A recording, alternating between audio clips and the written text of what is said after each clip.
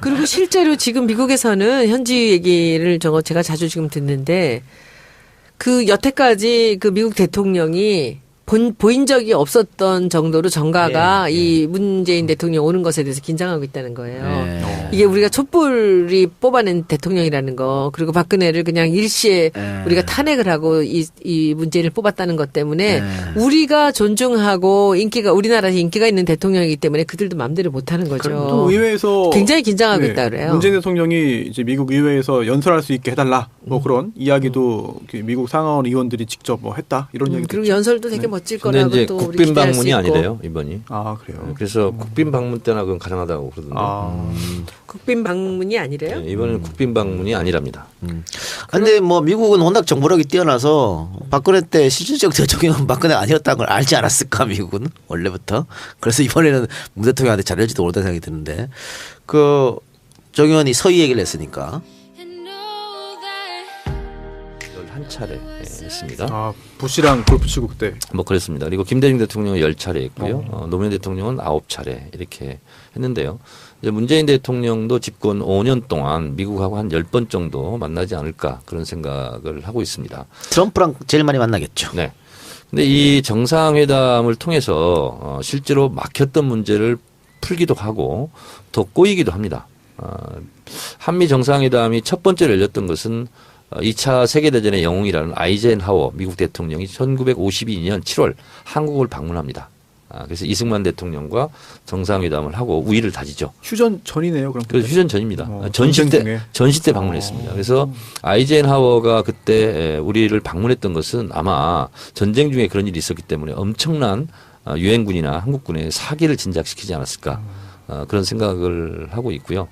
그리고 우리는 좀 비판적으로 보지만 어쨌든 박정희 대통령이 서독으로 간 광부 간호사들을 위로하러 간 적이 있습니다. 그래서 독일의 정상들과 정상회담도 했지만 실제로 교포들에게도 굉장히 위안이 되고 도움이 되기도 합니다. 전두환 전 대통령이 어쨌든 미국에 가서 교포들한테 환영을 받았다 이런 뉴스를 계속 내보내는 것은 이런 정상회담을 통해서 취약한 자기의 정통성 있는 것을 또 반가이 하는 경우도 또 반가이가 뭡니까? 전문 용어예요. 전문 용어입니다. 만회? 그런데 오랜만에 듣는데. 실제로 한미 정상회담은 뭐 양국의 힘 때문에 상당 우리가 끌려다니고 뭐 이런 경우가 있었는데 실제로 우리가 큰 소리를 내면서 이렇게 대접받았던 정상회담이 딱 한 차례 있었다면 그게 바로 이제 박정희 대통령입니다. 그게 뭐냐면 베트남 참전? 정확하시네요. 베트남 참전을 부탁을 할 수밖에 없었던 미국의 입장에서 그러면 내가 한번 미국에 가줄게.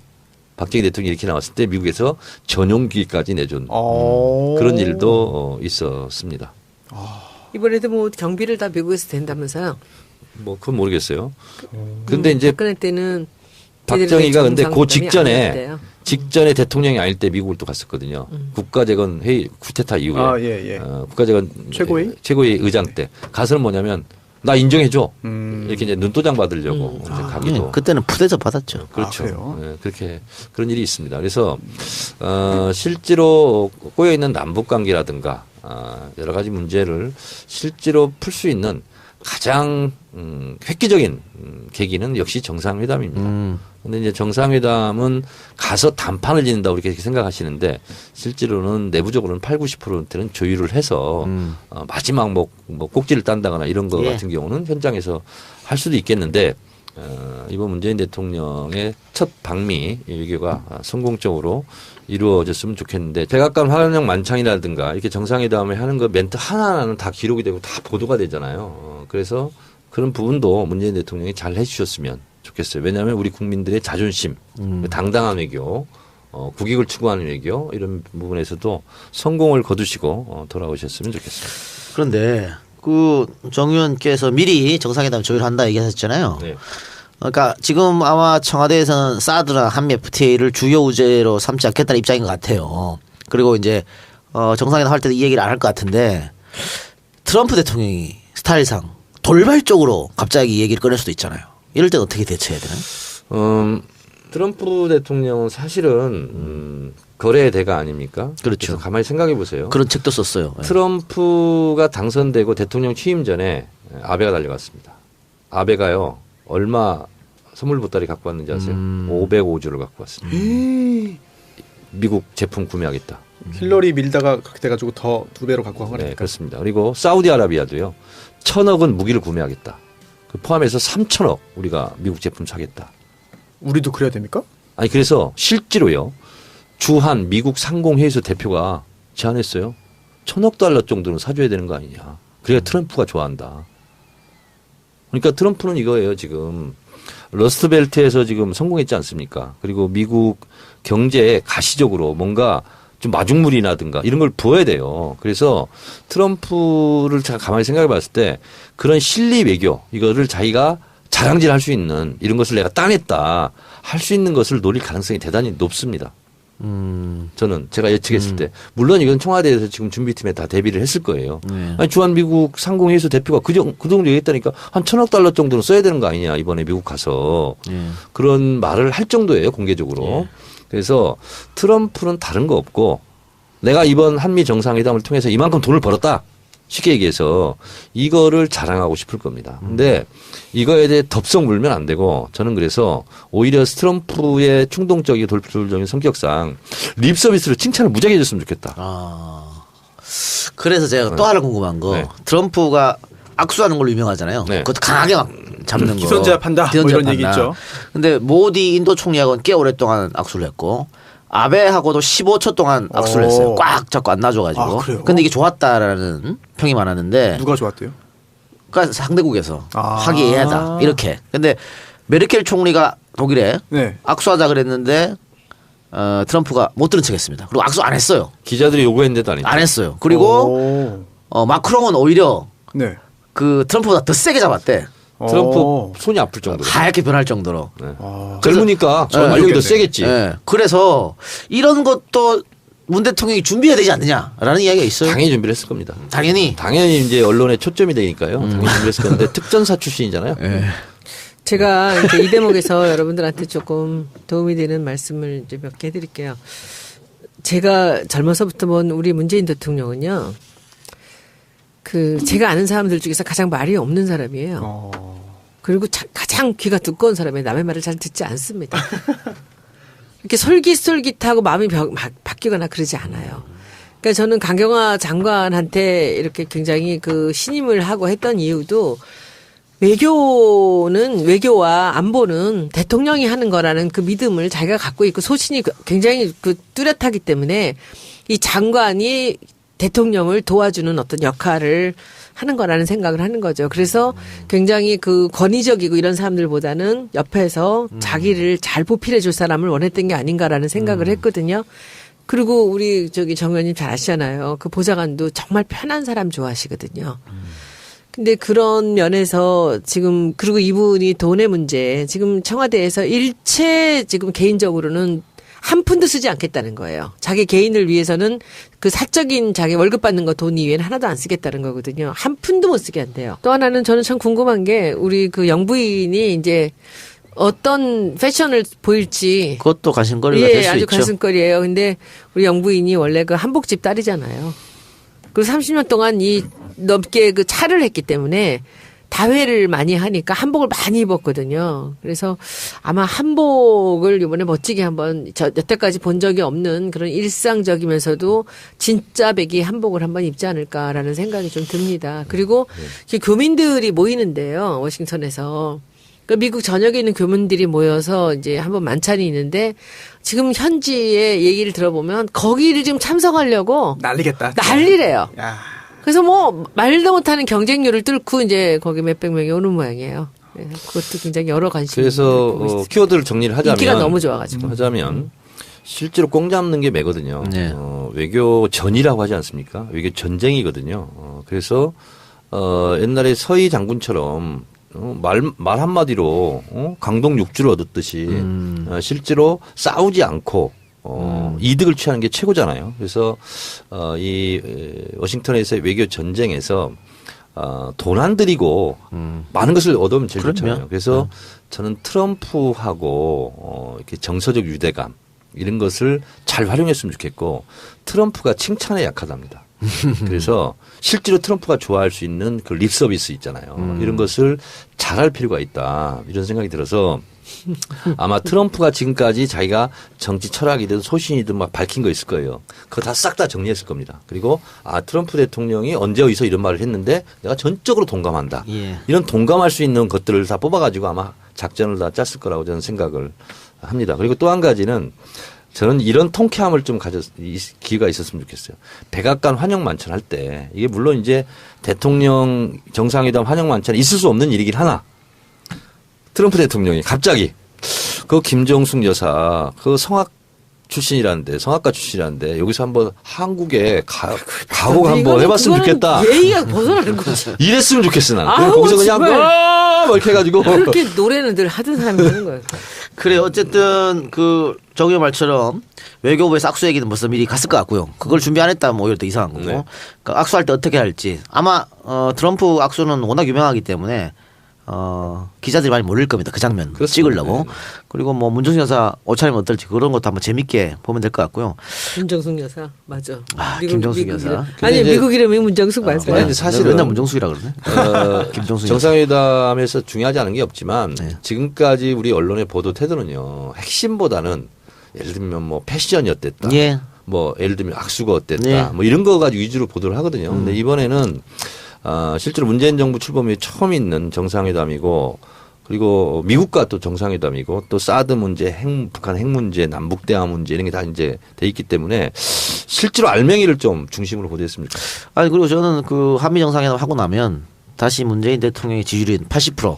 올라가죠. 네. 당연히. 다시 또 80% 박스권에 갇히지 않을까.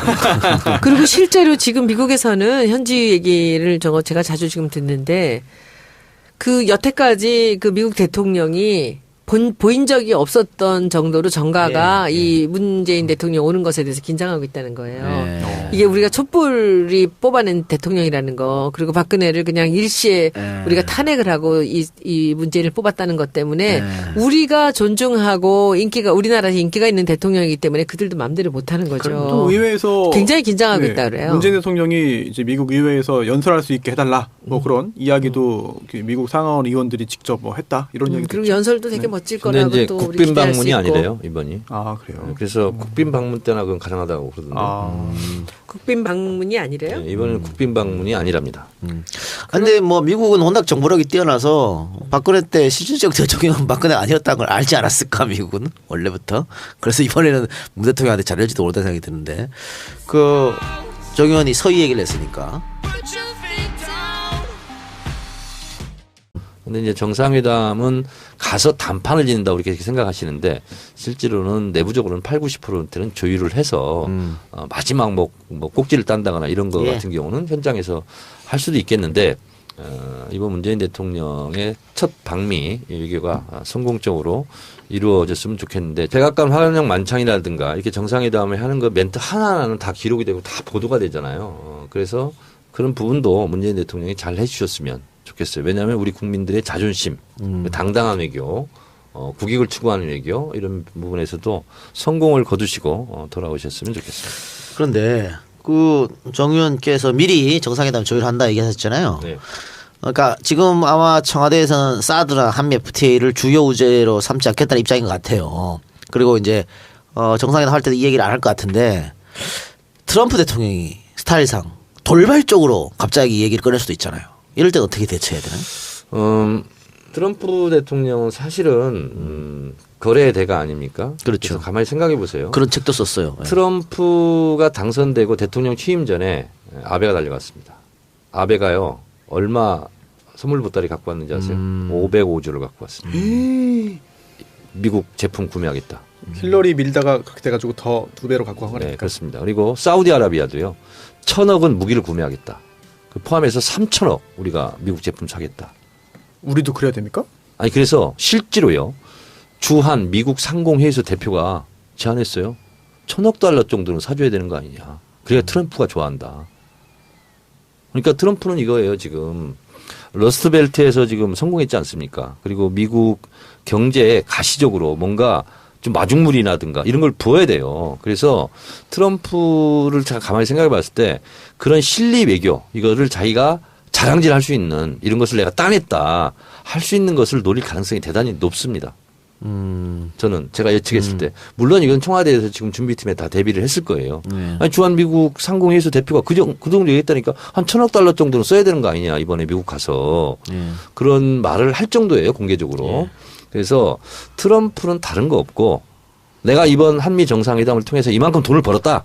쉽게 얘기해서 이거를 자랑하고 싶을 겁니다. 근데 이거에 대해 덥석 물면 안 되고 저는 그래서 오히려 그리고 실제로 지금 미국에서는 현지 얘기를 제가 자주 지금 듣는데 그 여태까지 그 미국 대통령이 보인 적이 없었던 정도로 정가가 이 문재인 대통령 오는 것에 대해서 긴장하고 있다는 거예요. 이게 우리가 촛불이 뽑아낸 대통령이라는 거 그리고 박근혜를 그냥 일시에 우리가 탄핵을 하고 이 문재인을 뽑았다는 것 때문에 우리가 존중하고 우리나라에서 인기가 있는 대통령이기 때문에 그들도 마음대로 못하는 거죠. 또 의회에서 굉장히 긴장하고 있다 그래요. 문재인 대통령이 이제 미국 의회에서 연설할 수 있게 해달라 뭐 그런 이야기도 미국 상하원 의원들이 직접 뭐 했다 이런 얘기도 그리고 있죠. 연설도 되게 멋질 근데 거라고 이제 또 우리 국빈 기대할 수 방문이 있고. 아니래요 이번이. 아 그래요. 그래서 국빈 방문 때나 그건 가능하다고 그러던데. 국빈 방문이 아니래요? 네, 이번에는 국빈 방문이 아니랍니다. 근데 뭐 미국은 워낙 정보력이 뛰어나서 박근혜 때 실질적 대통령은 박근혜가 아니었다는 걸 알지 않았을까 미국은 원래부터. 그래서 이번에는 문 대통령한테 잘할지도 모르다는 생각이 드는데 정 의원이 서희 얘기를 했으니까.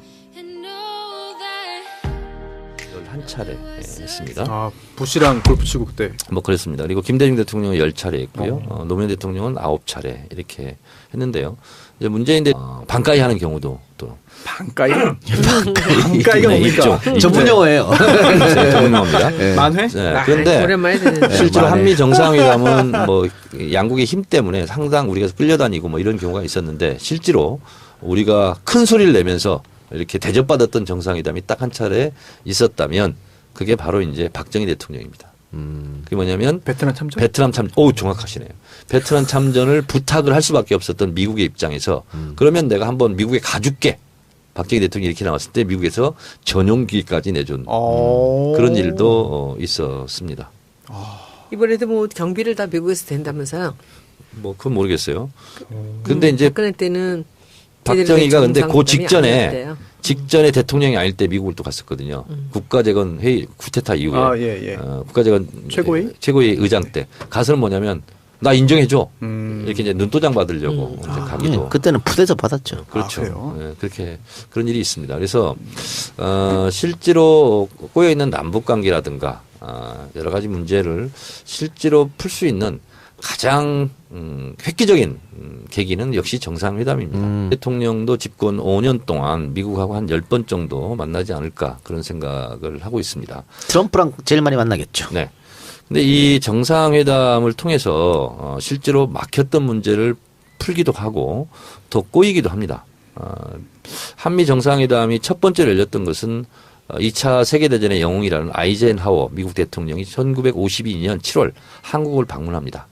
그래서 이승만 대통령과 정상회담을 하고 우위를 다지죠. 휴전 전이네요. 그럼. 그래서 휴전 전입니다. 전시 때 방문했습니다. 그래서 아이젠하워가 그때 우리를 방문했던 것은 아마 전쟁 중에 그런 일이 있었기 때문에 엄청난 유엔군이나 한국군의 사기를 진작시키지 않았을까. 그런 생각을 하고 있고요.